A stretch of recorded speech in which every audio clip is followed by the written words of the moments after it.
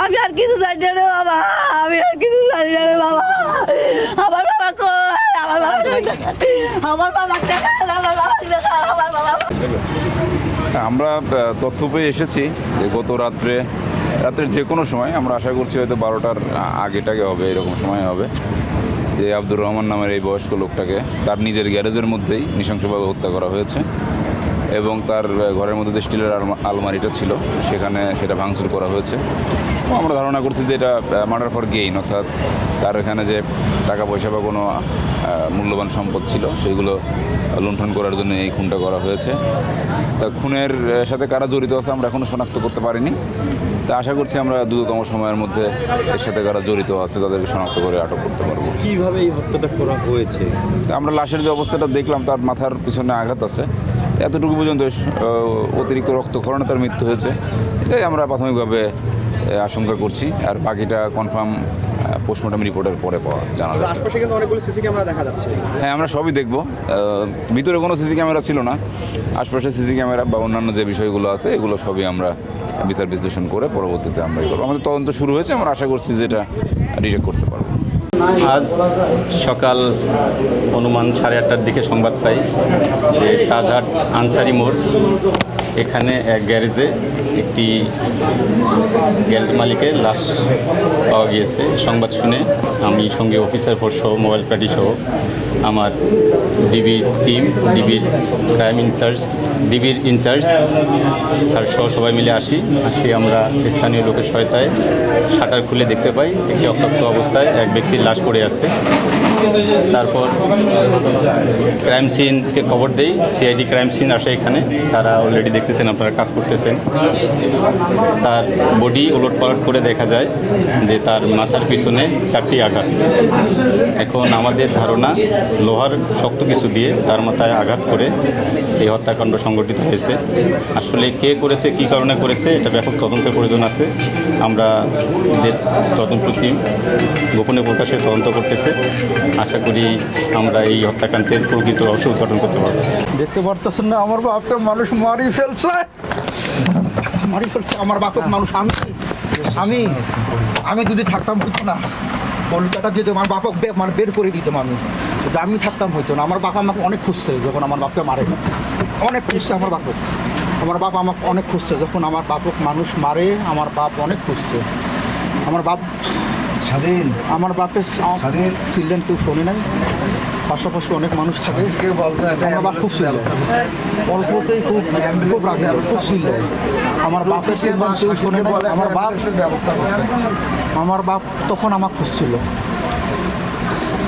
তখন আমার খুঁজছিল, পায় নাই। আমার যেটা ছিটি ফেলে দিয়ে আমি দেখতে পারে আমার বাপকে আমি তখন দেখতে পারি, তখন দেখতে পারি যে আমার বাপ খুব কষ্ট করছে, হিসেব মারছে আমার বাপ, খুব কষ্ট পাইছে। কেউ ছিল না, চিল্ড্রানটা কেউ শোনে নাই, আমার বাপের চিল্ড্রান ভাই। আমি কি আমার সিঁড়ি ফেলাই মনে হয় আমারটা, আমি আমার বাপকে সময় দিতে পারিনি। যে আমি থাকতাম, উনি এখানে একাই থাকে, ঠিক আছে, ওনার গ্যারেজ আছে, আমরা ওইখানে ওই পাশে থাকি। আমাদেরকে মানুষে যা বললো যে এরকম ওনার গ্যারেজ দিয়ে রক্ত বের হইতেছে, তোমরা আসো। আমরা আসিয়ে দেখি বাইরে থেকে তালা মারা, তালা ভাঙিয়ে খালি শাটার খুলে দেখলো যে উনি পড়ি আছে উলঙ্গ। দেখে তো আমরা বের হয়ে আসলাম, আমাদেরকে কেউ আর ওখানে থাকতে দিল না, আমরা বের হয়ে আসি। তখন থেকে এইভাবে চলতেছে। আর ওনার টাকা পয়সা যত আলমারি ছিল, সোনা গয়না সব নিয়ে গেছে, কোনো কিছু রাখেনি, নিয়ে এনাকে মারি থুয়ে চলে গেছে। ওনার মেলা টাকা পয়সা ছিল। উনি একাই এই গ্যারেজের মালিক, এখানেই থাকে। তো আজকে সকালে 9:30টার দিকে আমাকে আমার ভাগ্নের বউ ফোন দিয়ে বলতেছে যে মামা আব্বা মারা গেছে। তো আসলে আমি এটা জানি না যে কীভাবে মারা গেল। তা আমি আবার আমাকে বললো যে মামাদের ফোন দেন। আমার আরও 2-3 ভাই থাকে আরেক জায়গায়, আমি ফোন টোন দিতেছি। ওই সময় এখানকার এক ছেলে আমাকে বলল যে খালু আপনার দুলা ভাই কেউ বা চোটাইছে গোডাউনের ভিতরে। তা আসি দেখি যে এই অবস্থা। আমি থাকি রবার সম্বন্ধে, এতটুকুই। কি মনে করতেছে কি হতে পারে? এটা আসলে তো পরিকল্পিতই করছে, আমার ধারণায় পরিকল্পিতভাবেই করছে। হ্যাঁ, কারণ এটা জানাশোনা লোক। ঘটনা হচ্ছে যে আমরা এখানকার লোকেরা সবাই ওখানে আমাদের বাসায় যে আমাকে ডাকে নিয়ে আসলো, আমার ছোটো ভাই আমাকে ডাকে নিয়ে আসলো, আসার পরে বললো যে বাইরে ব্লাড দেখা যাচ্ছে। তখন আমরা বাইরে আসি, দেখি যে বাইরে ব্লাড আছে এবং অনেকে তালা ভাঙি ভেতরে ঢুকিয়ে গেছে অলরেডি। ঠিক আছে, ওই ঢুকি দেখি ওই অবস্থা বিশৃঙ্খল। ঠিক আছে, উনি পড়িয়েছে গাড়ির পাশে ব্লাড অবস্থানে, ঘর এলোমেলো। ঠিক আছে, এখন ধারণার তো এখন আমরা কিছু বুঝবো না, সিআইডি ঢুকছে, প্রশাসনিক ঢুকছে, ওরা এখন সেই তথ্যটা নিয়ে বেড়ায় পরে আমরা জানতে পারবো, বুঝতে পারবো। না, আমরা পূর্ব প্রস্তুতিরা জের আমাদের কারোর সাথে নাই, কিন্তু তারপরও এখন হতে পারে, বলা যায় না। হ্যাঁ, লুটপাট তো অবশ্যই হয়েছে, মানে ভাঙা পড়ছে, আলমারি ভাঙা পড়ছে। এখন আলমারি থেকে কী নিচে না নিচে তা তো বলতে পারবো না।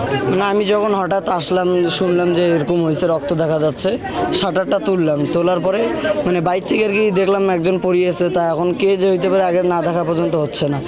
যখন শাটার তুললাম, তোলার পরে দেখতেছি যে আমার দাদা অক্ষত অবস্থায় পড়িয়েছে। তা অবশ্য সে ইন্তেকালই করছে, এখন এটা মার্ডার করছে। এখন আমি যখন দেখলাম ভালোভাবে, দেখছি তার শরীর রক্ত দিয়ে ভিজে গেছে। তো ভিজে গেছে, তখন আমি ভালোভাবে দেখার পরে আগে গোটা রুমটা চেক করলাম। তো দেখি চারপাশে জিনিসপাতি পড়িয়েছে, যেমন গ্যারেজের রেঞ্জ পাতি, হাতুড়ি, অনেক কিছু পড়িয়েছে চারপাশে। তা আমি ঘরটা ভালোভাবে চেক করলাম, তো দেখি আলমারিটা ভাঙি ফেলাইছে, ওইখান থেকে সিন্দুকের যত যাবতীয় টাকা পয়সা সোনা ছিল সব নিয়ে গেছে। মানে ঘরে বলতে গেলে সব টাকা পয়সা নিয়ে গেছে, আর তাকে খুন করছে।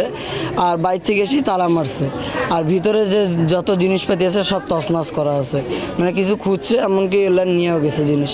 আর তাকে আর কি মানে মার্ডার করছে, করিয়া আর কি চলে গেছে, বাইরে তালা মারে। চাবিটা এখনও পাওয়া যায়নি, তালাটা আর কি সিন্ধুকে বলতে গেলে কিছু বেশি পরিমাণে টাকা ছিল, আর হচ্ছে জিনিসপাতি ছিল আর কি যাবতীয়। ওনার প্রথম স্ত্রী মারা যাতে তার সোনা ছিল, নাকের ফুল, কানের দুল, হাতের বালা এলেন ছিল, ওলান আর কি চুরি হয়ে গেছে, একটা কিছু না। যেখানে লাশটা পাওয়া গেছে ওটা মূলত কোন জায়গা? মূলত অটো রিকশা গ্যারেজ দেখি। জি, মানে গ্যারেজটা হচ্ছে বাসাটা মানে ভিতর পাশে, আর গ্যারেজটা একটু বাইরের পাশে। তা অবশ্য ঢুকতে গেলে গ্যারেজ থেকে ঢুকতে হবে। তা গ্যারেজের মধ্যে পরিচালনী বের হওয়ার চেষ্টা করছে যে ওইভাবে মেডিকেল যাইতে পারে কিনা। তো যে বাইরে থেকে যে তালা মারছে এই জন্য বের হইতে পারে না। বাসায় কে ছিল? বাসায় কেউ ছিল? বাসায় কেউ থাকে না, মানে আমাদেরকে উনি রাখে না, একলাই আর কি থাকার চেষ্টা করে সবসময়।